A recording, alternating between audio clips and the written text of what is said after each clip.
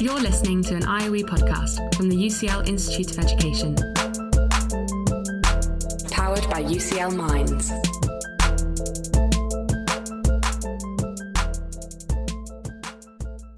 This is Research for the Real World, conversations with researchers and the paths they've taken to help shape our everyday lives. Hello, I'm Rob Webster. I'm an Associate Professor here at the IOE. On this episode, I'm talking with Professor Allison Littlejohn. Allison is the Director of the UCL Knowledge Lab, which sits within the IOE's Department of Culture, Communication and Media. Allison is a learning scientist specialising in professional and digital learning. She has extensive experience and expertise in developing and evaluating complex interventions for professional learning, which capitalise on the use of digital technologies. Her current research focuses on the role of professional learning in resolving global challenges. And global challenges don't come much greater than the COVID-19 pandemic. Today, we're going to talk to Allison about how universities are responding to moving their core functions of teaching and research online. Hello, Allison. Welcome to the podcast. Hi, Rob. It's very good to talk with you. Allison, first of all, could you tell us a bit about the UCL Knowledge Lab? What do you and your colleagues get up to there? The UCL Knowledge Lab is a research centre within the Institute of Education exploring the future of education with technology. It's highly interdisciplinary and we have over 50 colleagues from all different backgrounds, including school, college, university, education research, professional learning and workplace learning. We have people from computer science, human-computer interaction studies, artificial intelligence, analytics. We have a team of people looking at digital media and specialise in multimodal research, including digital touch. We're sociologists, anthropologists, and we're really looking at the future of society from an interdisciplinary perspective, with learning at the heart of it. That's quite the melting pot you've got there. I noticed from your biography, Allison, that as well as education, you've worked in energy, finance, health, and international development as well. So could you tell us how those varied experiences inform what you do at the IOE? Well, my background is in the physical sciences and biomedical science. Originally, I was a research chemist, and I became interested in education by beginning work as an academic and starting to teach in universities. And so from there, I realized that, I really had a passion for education and how important learning is in every part of our lives. So I basically went back to the beginning and started learning about learning theories and about research in education as well. And learning is so important in all aspects of our lives. So not only do children need to be prepared for the future, and right now a future we don't know, but students need to be prepared in disciplines that they study and in how they apply knowledge and how they're going to work. People at work need to learn how to update their knowledge continually. So in going back to what you were saying about global challenges, in COVID-19, we've seen how health researchers need to really learn quickly how to come up with solutions. So from that perspective, in my view, learning is important in all aspects of our lives as a key driver for moving things forward when we have global challenges. And do you see particular similarities or any big differences across the sectors that you've worked in? There are amazing similarities in that, well, if I give you a couple of examples, I've been working with investment bankers in London City who, after the 2008 crash, were trying to find better ways to deal with uncertainty. So we were trying to explore how do they learn in uncertainty and what kinds of tools and technologies might help support them. And some of the ideas from there have helped in other areas like energy sector and learning from incidents. Again, there's a lot of uncertainty there, and even in international development context. So right now I'm working in projects looking at antimicrobial resistance and how we build new surveillance systems so that we understand how antibiotics are working and how the bugs that they're trying to kill are becoming resistant to them. And again, there's a lot of uncertainty. So although those contexts are very different and we need very different solutions, there are some lessons that can be learned from one sector to another. It's really interesting that sort of transferability is, in some sense, is quite reassuring given the level of uncertainty that we're facing, which brings us quite nicely onto what I wanted to talk to you about this afternoon, which is the shift to online learning that the pandemic has forced upon us. There's little doubt, I think, that there's been a seismic and sudden shift for lecturers and researchers working in universities. Alison, can you tell us how this transition has impacted you and your work? I'm fairly new to the Institute for Education and UCL, so I started work there in January, and I was just beginning to get to know colleagues and to understand how we work. And then a few weeks later, we have to work from home. So it's been a very interesting induction into a new job for me. I miss going into London. I miss seeing the team face to face. And obviously, working from home is quite different. But on the other hand, it means that I can get to know people in a very different way. And because of the projects that have been set up, particularly the ones around our business contingency planning for COVID-19, then I've had to get to know people very quickly. So I think, like most people, there have been positives and negatives. I'm certainly looking forward to being able to meet with people face to face again and be able to be in central London. Yeah, there's lots that we can learn from the situation we're in right now. So you're leading a study at UCL presently called Moving Online, which is looking at how university staff are managing the transition to online teaching and research in the context of COVID-19. And a key aim is to inform how academic well-being can be supported as people adjust to the rapid transfer of working from home and moving to working life online. We should say that this is a study involving staff at UCL, isn't it? But the findings and implications, they're going to be applicable more widely. Absolutely, because UCL is a case study, but the way that we work is similar to many universities around the world. So a lot of the findings have that wider applicability. I have to say, from what I've observed at UCL, albeit remotely, of course, and what I picked up from what's happening elsewhere, by and large, it seems so far that it's been quite a successful effort. We should perhaps take a moment to applaud the efforts of our colleagues, not just at UCL, but across the university sector for their nimbleness in moving to this new way of working. Well, I have been absolutely humbled at the way that people have stepped up, not only in their own work, but in terms of supporting others and also supporting students. And indeed, we should really acknowledge the way that the students have transferred the way that they're learning. Many of the students have gone back to the countries they originate from, and they're learning from there. It's a completely different way of learning from them. And I think we should thank them for working with us on this. Indeed, you're quite right to mention the students there. All of this has been an easy ride for them. Let's unpack the Moving Online study a little bit more, shall we? So there are several aspects to this work that I wanted to explore with you. There's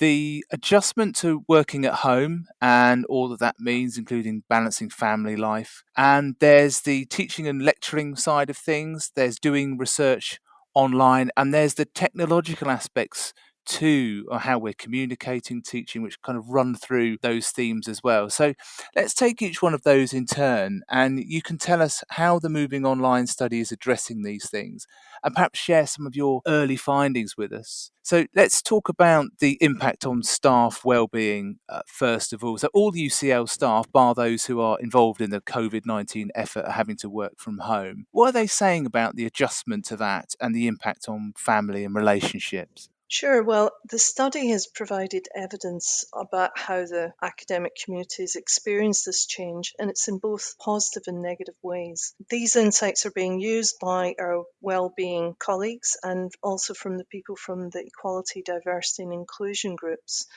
to identify what types of support are needed. One of the things that we found is that people tell us that they experience all kinds of emotions. So this can range from things like being thankful that they have a home to go to, being grateful, having insights into how to do things in new ways. But we also hear that people are stressed, anxious, exhausted, and isolated. In terms of working from home, on the positive side, people are saying many are spending much less time commuting, so that means they can spend that time doing other things. They feel that they've got more flexibility and can get more done. And there's a group of people who feel that this is the best way they've ever worked, by working from home. However, most people are undecided about the idea of working from home. It's very new to them, and they haven't come to a conclusion about whether or not this is a way that they can imagine working long term. And on the negative side, there are blurred boundaries between home and work. So some people feel that they're never away from work and that it's very difficult to stop working. There are a lot of competing home and work demands. So people are telling us about being in meetings, having childcare, having to negotiate with their partner, for example, to understand who's going to look after the children at particular times of day, and also caring for students from home. So when people are teaching online, they're also giving a lot of pastoral care to students, and that can be stressful for them because they're not doing it from campus or from their office, so the emotions never leave home.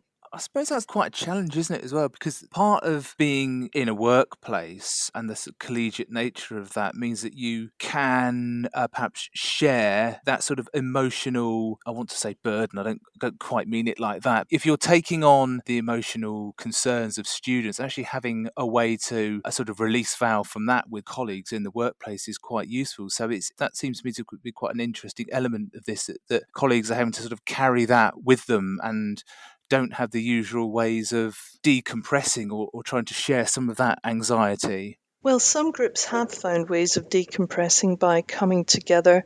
They have meetings at certain times of the day.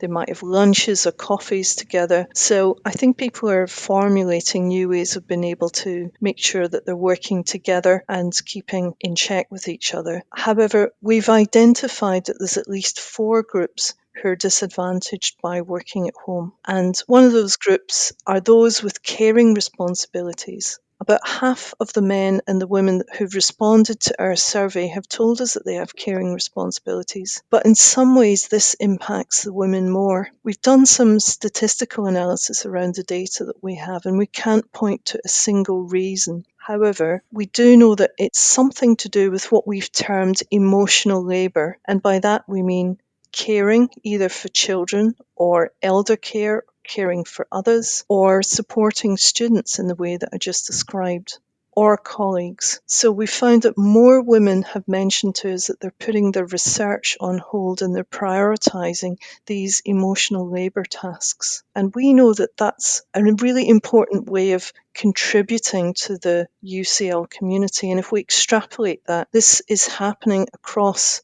universities elsewhere. We don't have the data, but we're talking with other colleagues. We talked with editors of journals, and we know that they've seen a significant downturn in the number of women who are submitting papers to journals in the education area, at least. So there is an important point here where we need to make sure that there's equity and that everyone is being supported in their career going forward. The other groups who are disadvantaged are disabled colleagues who find it difficult to work in the online environments because of accessibility issues. And also there are some mental health issues, which in some ways people can be advantaged working from home, but in many ways people can feel also isolated, anxious, and it can have disadvantages for them. And the final group are those who are living in confined spaces. So what I mean by that is we've got data on the number of rooms in a home where people can work, the number of people in the home, including children, and some people have to negotiate when they're going to work or when they're going to have a meeting, so that can put them at a disadvantage. Let's talk a bit about the nature of the work that colleagues do. The conditions, as you've been describing, are changing and in some ways quite challenging. And that perhaps sort of changes some of the taken for granted fundamentals of what teaching and research staff do. So can you tell us a bit about what colleagues who are involved in teaching have been doing to manage the shift to online delivery? So they're no longer in the lecture halls, they're on the end of a laptop. So how is that playing out and impacts of that? Well, the first thing I want to say is that people have really stepped up to the challenge. People understood it's very important for us to work from home to protect students to protect each other, and they've made a huge effort. What people actually did really depended on whether they were experienced with online learning or not. So people who were experienced with online learning had a clear idea of what the possibilities were and how they could go online. Some of the people who hadn't experienced online learning before maybe recorded lectures and put those online. Many of our colleagues in the Knowledge Lab helped people across UCL. So there were groups who were formed by our central service colleagues in both the Arena Centre and the Centre for Digital Education, just to try to make sure we have a network who support colleagues across UCL. So in terms of how people feel about teaching online, a lot of colleagues were very positive about the possibilities.